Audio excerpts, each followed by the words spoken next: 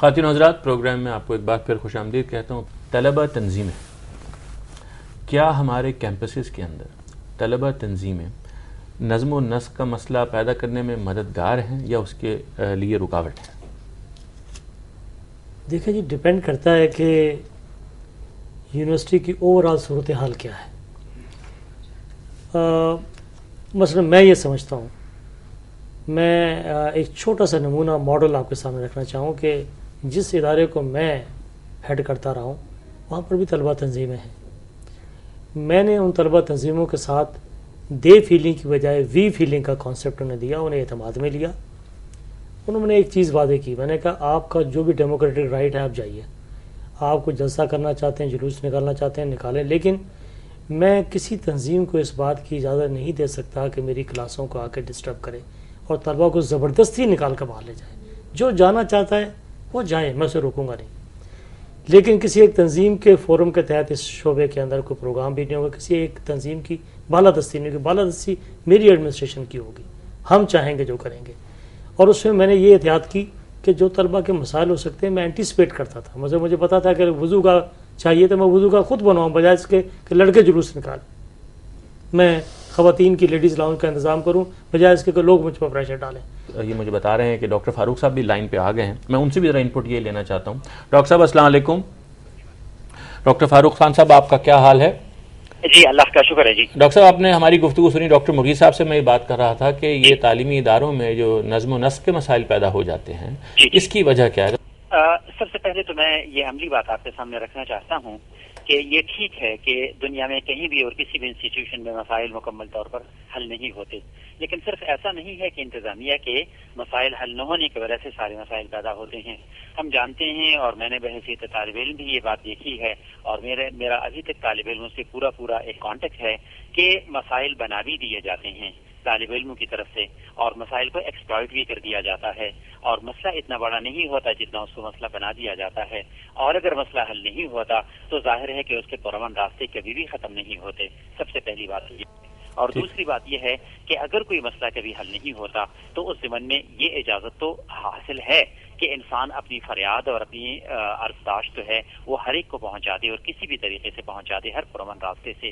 لیکن قانون کو اپنے ہاتھ میں لینا، تشدد کا استعمال کرنا، کسی بھی طریقے سے تشدد کا استعمال، وہ کسی بھی انسان یا کسی گروہ کے لیے مکمل طور پر ہمارے دین نے اور انسانیت نے منع کیا ہے. ہمارے پاس واحد راستہ جو مسائل کے حل کا ہے وہ خالصتاً عدم تشدد کا راستہ ہے.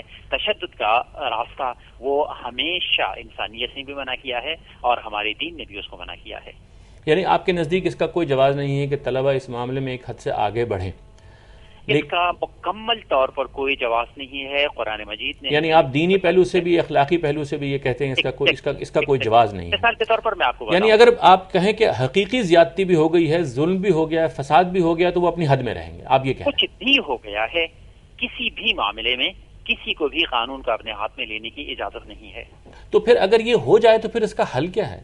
یعنی ظاہر ہے کہ آپ طلبہ جب دیکھتے ہیں کہ یونیورسٹی میں جیسے حافظ صاحب بتا رہے ہیں کہ بھئی فساد کی کیفیت پیدا ہو گئی ہے اور وائلیشن ہو رہی ہے میرٹ کی اور کوئی نظم باقی نہیں رہا، تو کیا کریں طلبہ پھر؟ جی اس میں آپ کو بتاؤں کہ پرامن راستے کبھی بھی ختم نہیں ہوتے.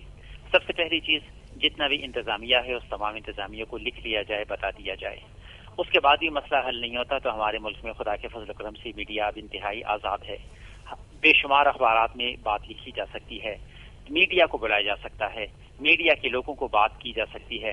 آج کل ہمارا میڈیا اتنا زیادہ طاقتور ہو گیا ہے کہ اگر میڈیا پر کوئی بھی خبر آ جائے تو فوری طور پر اس کا نوٹس لینا ہی پڑتا ہے. ڈاکٹر فاروق خان صاحب، میں آپ کا بہت شکر گزار ہوں. آپ کے انپٹ سے یقیناً ہمارے ناظرین کو فائدہ ہوا ہوگا اور یہ گفتگو ہم آگے بڑھاتے ہیں.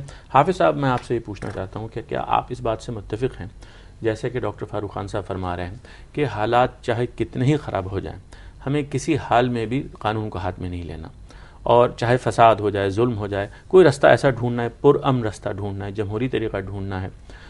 لیکن ہم یہ دیکھتے ہیں کہ جس تنظیم سے آپ کا تعلق رہا اس کے بارے میں یہ کہا جاتا ہے کہ وہ اس بات کو نہیں مانتے اور وہ کہتے ہیں کہ اس جگہ پر ہمارا اثر ہے تو ہم وہ اثر سے فائدہ اٹھا کے کوئی اصلاح کریں گے. آپ کیا فرمائیں گے اس بارے میں؟ جی ڈاکٹر صاحب کی بات سے میں 100% متفق ہوں اور اسلامی جمعیت طلبہ کی تاریخ سے بھی میں واقف ہوں اور میں آپ کو مثالیں بھی دوں گا.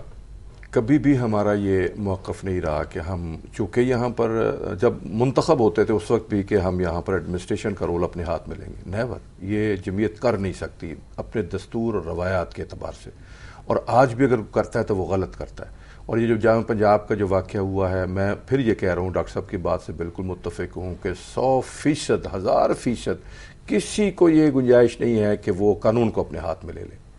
اگر یونیورسٹی کی انتظامیہ، وائس چانسلر ان کی انتظامیہ فیل ہو گئی ہے تو بالکل ٹھیک ہے، یہ میڈیا میں آنا چاہیے، یہ پنجاب کی انتظامیہ کو جس کی ذمہ داری ہے کہ اس معاملات کو سیٹ کریں، ان کو کرنا چاہیے۔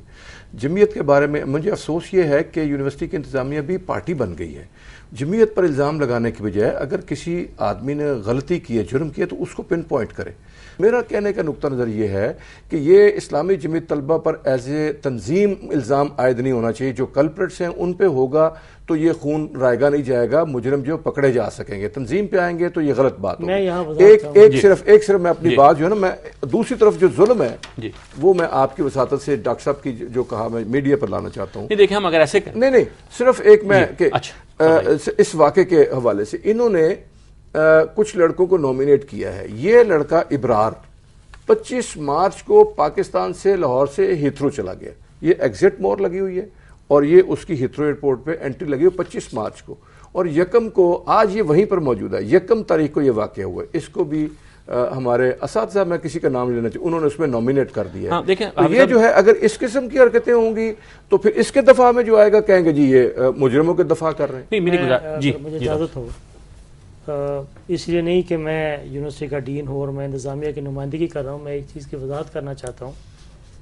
حافظ صاحب نے یہ کہا ہے کہ اسلامی جمعیت طلبہ کی دشمنی میں یہ بات یونیورسٹی انتظامیہ کر رہی ہے، لیکن میں ایک چیز کی وضاحت کی، چند اساتذہ نے جنرل باڈی میں جمعیت کا نام لے کے تقریریں ضرور کی ہیں، جذبات ہوتے ہیں، اور لیکن وائس چانسلر صاحب نے چیئرمینوں کی اور ڈائریکٹرز کی میٹنگ میں یہ کلیریفائی کیا تھا کہ ہم کسی تنظیم کے خاتمے کی بات نہیں کر رہے، نہ کسی تنظیم کے خلاف ہیں، ہم ان افراد کے خلاف جنہوں نے غنڈہ گردی کی اور دہشت گردی کی۔ ایک چیز۔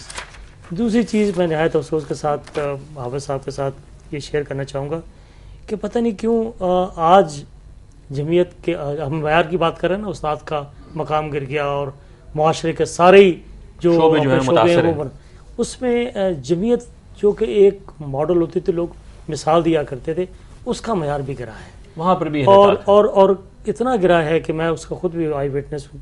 ایک پیرلل نظام بھی چلانے کی کوششیں کی گئی ہیں یونیورسٹی کے اندر، ہاسٹلوں کے اندر کنٹینوں کے ریٹ مقرر کرنا، دھوبی کے ریٹ مقرر کرنا۔ میں وہاں وارڈن ہوں، جو ان کا کام نہیں، جی جو ان کا کام نہیں، میں وارڈن ہوں، مجھ سے بات کریں کہ بھی آپ کو کنٹین بند کروانی ہے تو کوئی شکایت ہے۔ یہ چیزیں بھی ہوئی ہیں جس میں سمجھتا ہوں بڑا چیک کرنے کی ضرورت ہے کہ یہ انعطاف جو ہے کہ لوگ مثال دیا کرتے تھے ان لوگوں کی کہ پھول جڑتے تھے قیادت سے، لیکن اب عالم یہ ہے کہ خوف آتا ہے کبھی کبھار۔ شکریہ ڈاکٹر صاحب۔ خواتین حضرات، ایک مختصر سے وقفے کی اجازت دیجیے، وقفے کے بعد یہ گفتگو ہماری ڈاکٹر مغیث صاحب سے اور حافظ سلمان بٹ صاحب سے جاری ہے، ہمارے ساتھ رہیے گا۔